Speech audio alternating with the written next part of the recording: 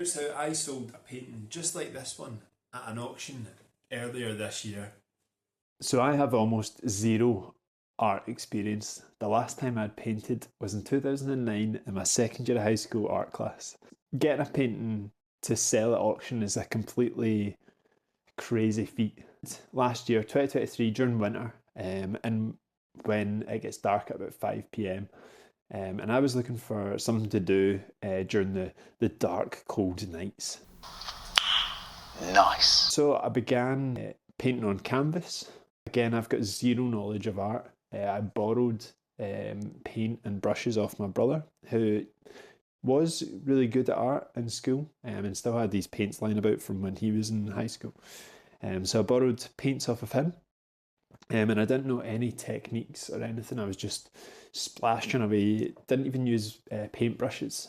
I was using bits of plastic, because I quite like modern art, but I don't really know anything about classical art. So I was just mucking about, really.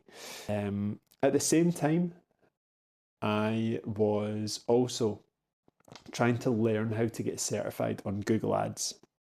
So Google Ads is a platform where businesses and people can promote their website based on how people are searching on Google. For example, if you searched for restaurants near me, the first result that comes up will probably be sponsored. Restaurants can bid and pay money to rank higher in the search results.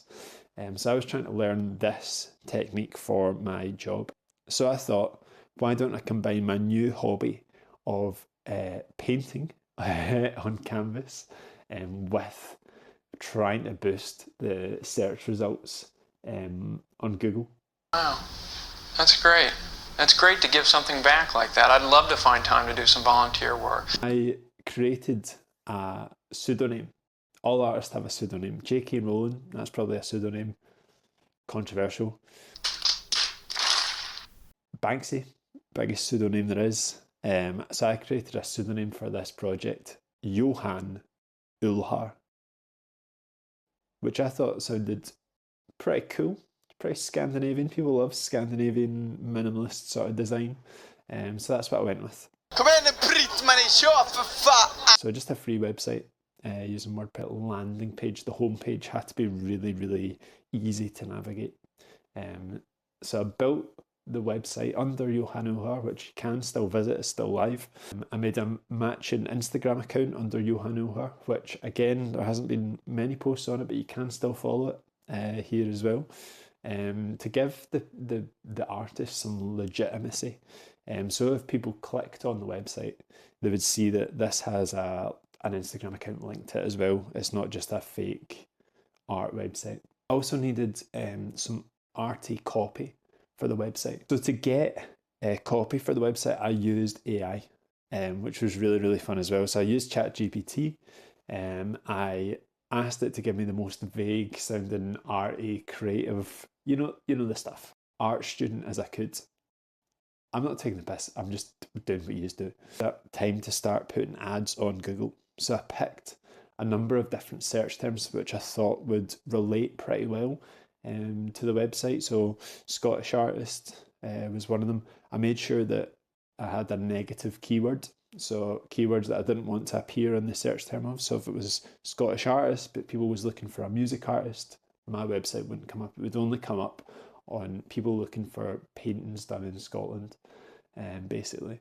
So after a few weeks, I started to get a number of clicks, a number of views on the website, but nothing was really happening. So generate some more leads. I tweaked the homepage, which is probably what it is now. I've not changed it since. After a couple of days, I got an email. Wow, you're so dominant. Redacted the name, the company, and any personal details about where the auction was, just for privacy of the person reaching out. But I was completely shocked. Really hit with impostor syndrome. I'd made the website maybe a month ago. I'd been painting for 2 months, and I'd had an email asking me to donate one of my pieces for a charity auction. And I was like, what? Me? But Johan Ulhar, the artist, would have been completely buzzing about this. and really confident. So again, I went back with my new AI generated confidence, and I reached back out and saying I'd love to donate one of my art pieces, and they should be finished just in time for the auction, which was in March 2024. A few months went by and didn't hear anything. I just worked on getting that piece finished, so you can see some progress shots here, and it was quite fun. Eventually got it looking pretty. I was happy with how the look went. I then went and found out how you like frame canvas, and ended up drilling a hole through this wooden frame, which you can see here. After that sort of stage, I got another email reaching back out, which you can see here, and it was asking me to describe myself, about my background. Again, it's a pseudonym, so there's no background. I had to just completely make up. So again, back to AI, back to the website copy that I had previously used AI for, and generated a backstory. So sending that email was a bit nerve-wracking, but no questions asked. We got away with it again. I then didn't hear for another maybe couple of weeks, and then I got an email asking me, here, how much do your paintings usually go for?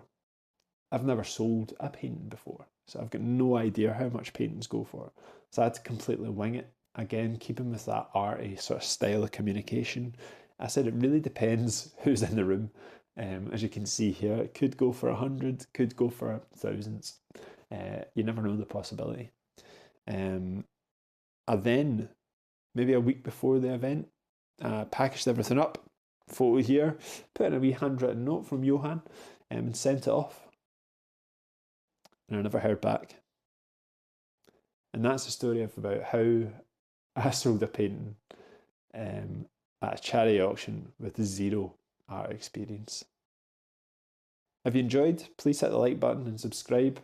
There'll be some more interesting stories coming soon, I'm sure. I'm always scheming. So, yeah, see you in the next one.